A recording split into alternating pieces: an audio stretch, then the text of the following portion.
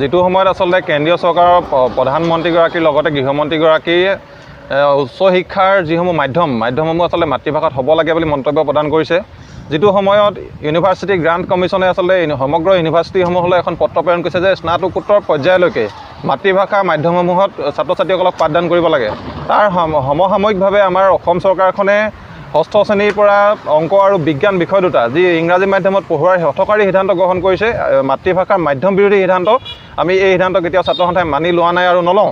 তাৰ পৰিপ্ৰেক্ষিতত আজি আমাৰ ছাত্ৰ সন্থাৰ 10 ঘণ্টীয়া অনশন কাৰ্যসূচী ৰূপায়ণ কৰা হৈছে আৰু মাহজোৰা আচলতে আমাৰ কাৰ্যসূচী আছে, চাইকেল ৰেলীকে আৰম্ভ কৰি প্ৰচাৰ পত্ৰিকা বিতৰণলৈকে এনেধৰণৰ কাৰ্যসূচীসমূহ আমাৰ আছে। আৰু যেতিয়ালৈকে এনেধৰণৰ আচলতে মাধ্যম বিৰোধী অসমীয়া ভাষা বিৰোধী সিদ্ধান্ত চৰকাৰে বাতিল নকৰিব তেতিয়ালৈকে আমাৰ ছাত্ৰ সন্থাৰ প্ৰতিবাদ কিন্তু অব্যাহত থাকিব।